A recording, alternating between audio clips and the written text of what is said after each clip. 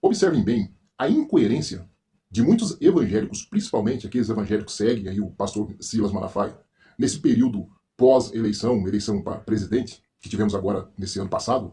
E por que eu falo em incoerência? Porque agora, recentemente, nós vimos aí o pronunciamento do pastor Silas, em que ele vai fazer uma grande oposição contra o governo atual. E para isso, ele está investindo aí uma grana violenta aí nessa oposição, dizer que até alugou aí trio elétrico e chamando o pessoal. E para fazer essa oposição, é claro que nós sabemos que vai contar aí com um grande valor em questão financeira, e o pastor Silas, ele disse que esse valor ele vai sair exatamente do cofre das igrejas. Mas o grande problema não é esse. O grande problema é o seguinte, que dentro do meio evangélico, como é que funciona as coisas que acontecem aqui nesse mundo e nesse planeta? Dentro do conceito bíblico, do conceito evangélico, eles acreditam que tudo que acontece aqui é a mando de Deus ou dentro da permissão de Deus ou da vontade permissiva de Deus.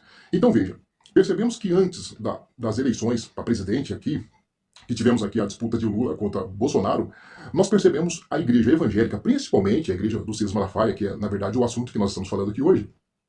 Eles, por exemplo, o pastor Silas, ele chama a igreja, coloca a igreja em oração para que a vontade de Deus fosse feita no final das eleições. Por exemplo, se Deus quisesse que o candidato A ou o candidato B vencesse as eleições, então que fosse feito dentro da vontade de Deus. Porque dentro do livro sagrado, do cristianismo, aqui dentro da Bíblia, qual que é a noção que eles têm em questões que acontecem em questões políticas? Então, eles acreditam que Deus está sob controle de todas as ocasiões, de todas as coisas que acontecem aqui nesse mundo. Então, é por isso que os cristãos, eles se reúnem e começam a orar a Deus diante de uma grande decisão, no caso aqui das eleições. E a oração deles é o seguinte, é para que Deus ele coloque ali, naquele local, no caso aqui a presidência da República, uma pessoa que fosse de acordo com a vontade de Deus, para que a vontade de Deus seja feita. Isso aí foi muito, assim, documentado pela mídia social. A gente percebemos que as igrejas, principalmente a igreja do Silas Malafaia, do qual nós estamos falando aqui, eles se colocaram ali em posição para que Deus fizesse o melhor para o Brasil, no caso aqui, né? Porque eles também acreditam, baseado nos escritos do apóstolo Paulo, que diz que toda a autoridade ela é constituída por Deus. Então veja bem aonde que eu vou falar e destacar aqui sobre a grande incoerência dos evangélicos, principalmente de muitos evangélicos, não são todos, mas que representado ali pelo pastor Silas Malafaia. Então você observa aqui que depois de muita oração, de muito jejum, de muita intercessão, houve a eleição e Deus, porque é assim que os evangélicos acreditam, Deus decidiu que o presidente que iria governar o país durante 4 anos seria o presidente Lula.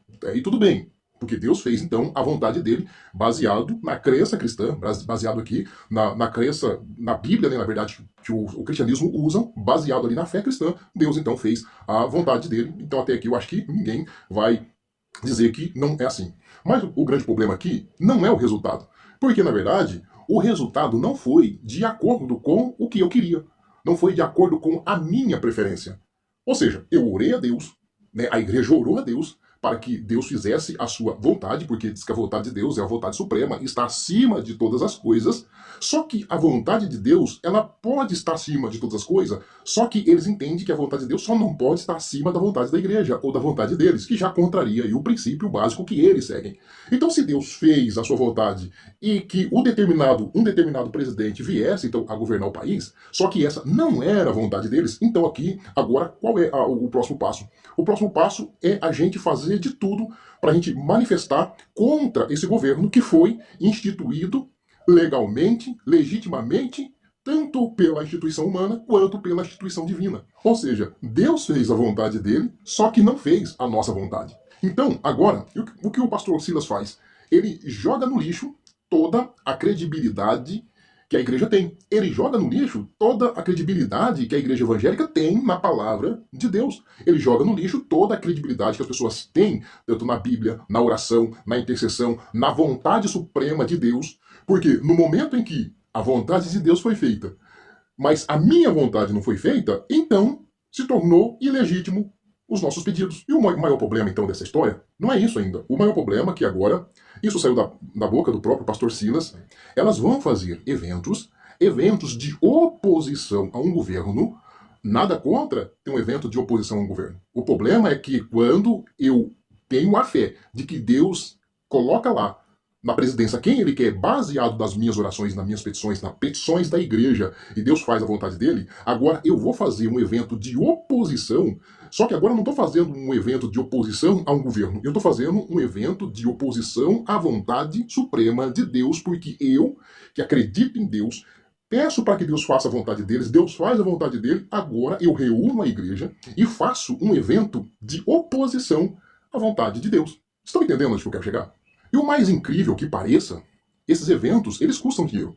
E serão custeados, segundo o pastor Silas Malafaia, pelo o dinheiro da igreja, o dinheiro da instituição, o dinheiro de doações, de donativos, que entram na igreja para um determinado fim.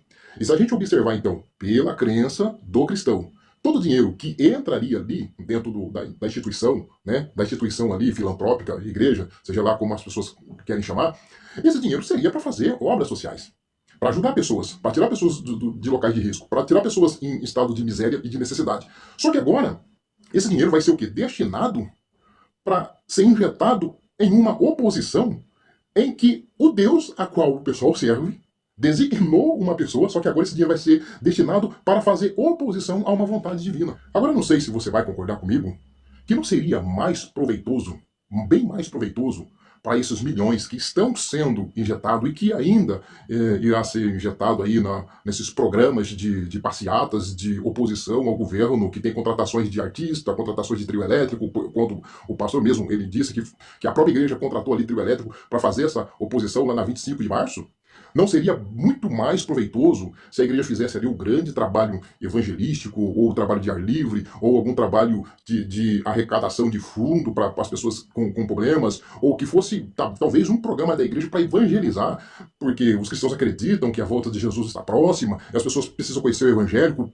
E essa é a militância da igreja mesmo, né? Isso aí não é coisa que eu estou inventando aqui, são coisas que a igreja tem como princípio básico, né? Então, seja, se Jesus está para voltar e esse mundo aqui, para os cristãos, eles não têm muita serventia, a não ser aqui, ó, o conhecimento de Deus e o conhecimento do evangelho, então por que esse dinheiro, essa verba, ela não é, de alguma forma, investida para que o povo conheça a Deus, e não que essa verba seja investida para a oposição de um governo que foi instituído pelo próprio Deus, segundo as petições aí da própria igreja evangélica.